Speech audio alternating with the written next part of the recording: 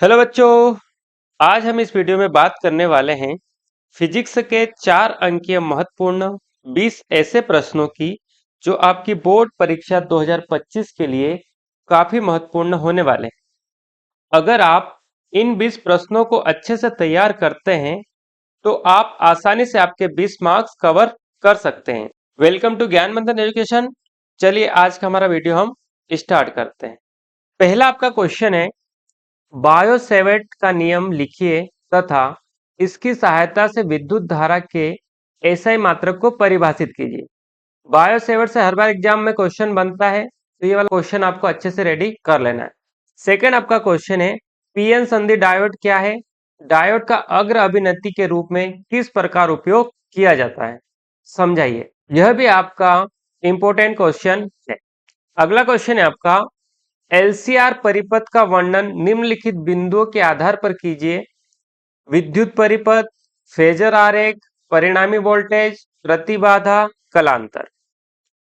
इसके बाद आपका क्वेश्चन है, हाइगेन के द्वितीयक तरंगिकाओं के सिद्धांत पर परावर्तन या अपवर्तन, ये दोनों टाइप से पूछा जाता है। हाइगेन के द्वितीयक तरंगिकाओं का सिद्धांत कई बार ये परावर्तन से पूछा जाता है और कई बार ये अपवर्तन से पूछा जाता है, तो दोनों आपको ये रेडी कर लेना है।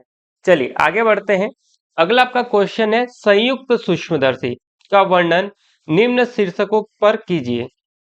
पहला है प्रतिबिंब बनने की व्यवस्था का किरण पथ, और सेकेंड है आवर्धन क्षमता जब अंतिम प्रतिबिंब डी दूरी पर बनता है। तो ये वाला क्वेश्चन भी आपका इंपॉर्टेंट है। इसके बाद क्वेश्चन आपका बोर का परमाणु मॉडल। बोर से कई बार एग्जाम में क्वेश्चंस बने हैं, तो बोर का परमाणु मॉडल की कमियां लिखी, ये वाला भी इंपॉर्टेंट क्वेश्चन है, इसको भी अच्छे से रेडी करना है आपको। अगला आपका क्वेश्चन है, नाभिकीय विखंडन तथा नाभिकीय संलयन। इससे क्वेश्चन बनता ही है, काफी मोस्ट इंपोर्टेंट, इसको आप लिख सकते हैं, इसको आपको अच्छे से तैयार करना है। को परिभाषित करते हुए इनकी अभिक्रिया लिखिए। अगला आपका क्वेश्चन है, स्वप्रेरकत्व किसे कहते हैं? किसी परिनलिका के स्वप्रेरकत्व का व्यंजक प्राप्त कीजिए तथा बताइए कि यह किन कारकों पर निर्भर करता है। यह भी आपका इंपॉर्टेंट क्वेश्चन है। नेक्स्ट देखते हैं, रदरफोर्ड का परमाणु मॉडल लिखिए। रदरफोर्ड भी इंपॉर्टेंट है, जितने भी साइंटिस्ट वाले नाम के जो क्वेश्चंस बनते हैं वो आपको अच्छे से तैयार कर लेना है। अगला आपका क्वेश्चन है, परस्पर संपर्क में रखे दो पतले लेंसों के सहयोग से उनकी फोकस दूरी का सूत्र स्थापित कीजिए। सूत्र से रिलेटेड भी आपको सारे क्वेश्चंस अच्छे से रेडी कर लेना है। अगला है आपका क्वेश्चन, किसी विद्युत द्विध्रुव के कारण अक्षीय स्थिति में विद्युत क्षेत्र के किसी बिंदु पर विद्युत क्षेत्र की तीव्रता के लिए व्यंजक स्थापित कीजिए। ये अक्षीय स्थिति और निरक्षीय स्थिति दोनों में पूछा जाता है, तो दोनों क्वेश्चन आपको अच्छे से रेडी कर लेना है।